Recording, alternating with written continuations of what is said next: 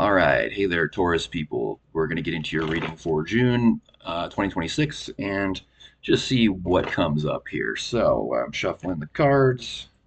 All right, let's see what comes up here. First card we have is the King of Swords. Next we have the Wheel of Fortune. Then the Hanged Man,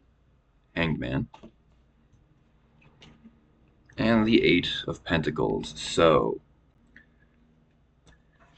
there is a realization happening. There's something, the King of Swords, sorry, it usually represents the idea of like you kind of already know. There's something you already have an understanding of something, even if sometimes you struggle to accept that you know this thing. Whatever I'm about to say here might not be a surprise to you, but there may be some difficulty in accepting it as truth. The Wheel of Fortune could easily be referred to as the Wheel of Karma. The process of internal emotions manifesting as external circumstances that you end up having to face. Karma is not a moral scorekeeper. It's a process of what you put out you get back, right? But what you put out is a sort of energetic vibration, an emotional state, a state of consciousness, which means that your reality then becomes a reflection of that baseline state of consciousness. And working through the problems and issues that come up, facing your demons, so to speak, that is the work of processing your karma, undoing your karma. And the Hanged Man represents like the idea that this perspective is in direct opposition, is a complete inversion from the sort of common consensus worldview, where everything's about hard work, discipline, control, so that you can finally create the perfect set of circumstances so you can allow yourself to feel safe. But if you consider the idea that your external reality is a reflection of your state of consciousness, then that's never going to happen. No matter how hard you try to force your world to be something that you feel secure with, it's going to fight you endlessly because it's a reflection. You have to feel safe and secure within first, and then that can manifest as a set of circumstances. There's no getting around it. People spend their whole lives chasing their own tail, trying to arrange everything in the perfect way so that they can feel safe. And if they manage to do it, then you spend all the rest of your time trying to hold everything together, managing all the pieces, and just trying to make sure you don't lose this thing that you've now finally gained. But it's a never-ending battle. The universe is, that base level vibration, that state of consciousness is always fighting you. It's like it's trying to drag you back into a state of insecurity or feeling unsafe. And it's a never-ending battle unless you do this sort of inner work.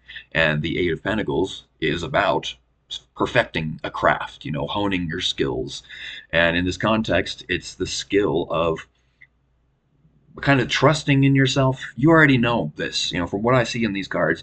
Everything I'm saying to you is something you already know to be true, even if you don't always feel like it's true, or you don't always accept it, or you start to wonder if you're crazy for believing this kind of stuff.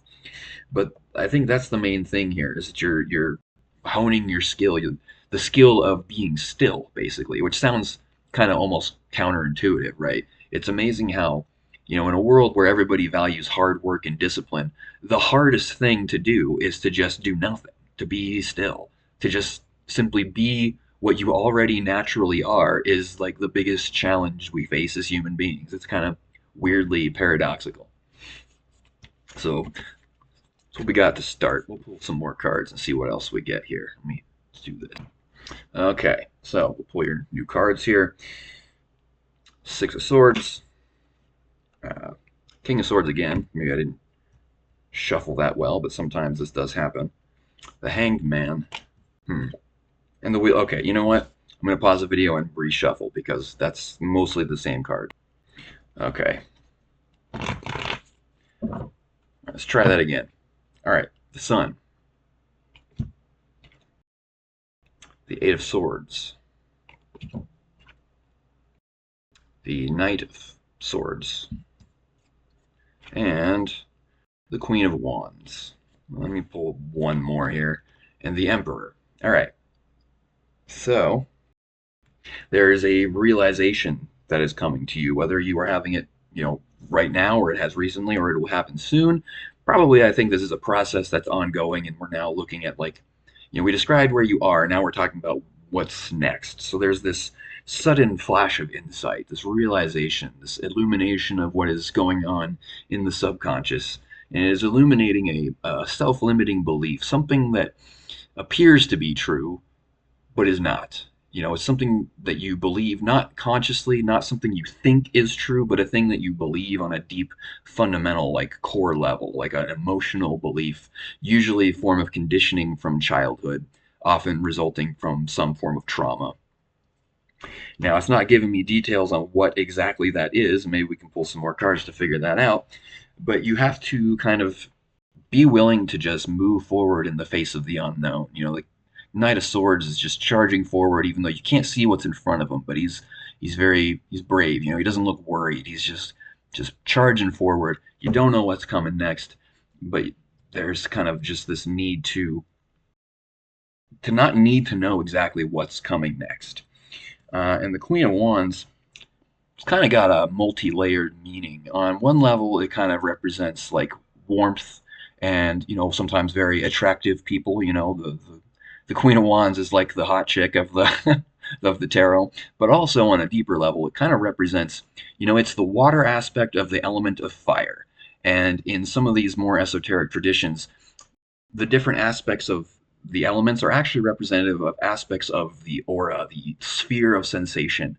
Fire being the sort of underlying, like animating energy that gives life to everything. It's aliveness, dynamic energy, and then water tends to be the emotions. So this is kind of when you combine those two things together, it's almost like a burning away of old emotions. It's the process of you know old traumatic stress kind of burning up in your awareness and having to leave your system. It's got to go somewhere. And sometimes that can manifest as feeling like, weird, almost like hot flashes in a sense, not like extreme, but, feeling like a heat under your skin, or maybe like a shivery kind of feeling sometimes, or sometimes tears.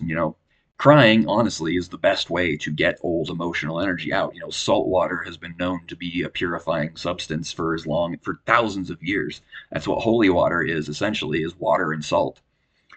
Um, so, a realization about an internal belief, old limiting belief that might be a little scary to look at and uncomfortable. You will feel those emotions leaving you as you do this, but there's a need to be willing to face that discomfort rather than push it away or distract yourself or let it drive you to do something you probably shouldn't do.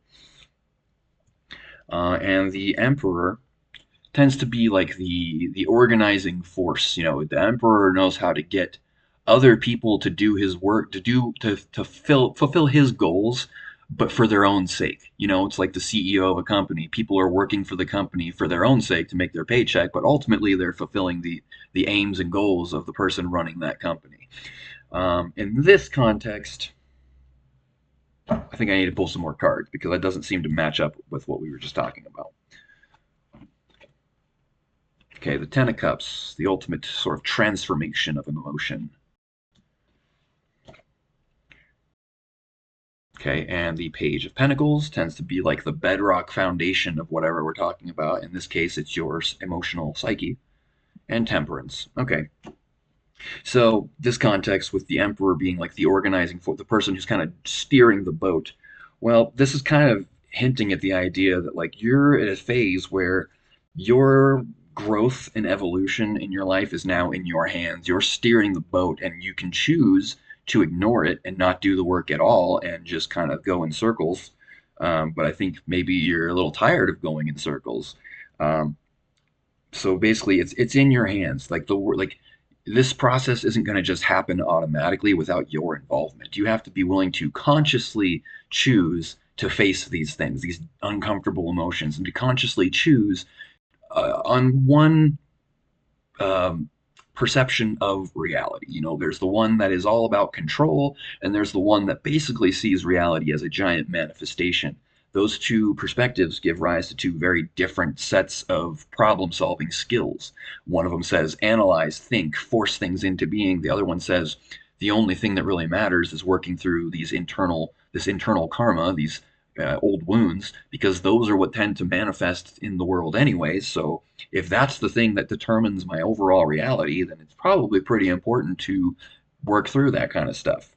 And you're working on something that is deep, something that is existing at the very core level of who you are. The very foundation of your sense of self is now being sort of poked and prodded and evaluated. And as you do this work, it will cause a total transformation in your sense of self, but it's gradual and it requires your involvement. And frankly, it's not easy, it's uncomfortable. It requires a conscious choice, your conscious involvement. And it's because it's a painful, scary process, it's very easy to just say, nope, not going to do that. I'm just going to go distract myself with whatever. Um, anyways, we'll go ahead and stop there before this video gets too long. Keep them kind of short this time around since I'm kind of just coming back, toying with the idea of coming back to YouTube. So we'll see what happens. Check out my website below if you're interested in the meanings of the cards, planets, signs, if you want to order readings, anything like that. Check out my website. Subscribe, like all that good stuff, and I'll talk to you again soon. Take care.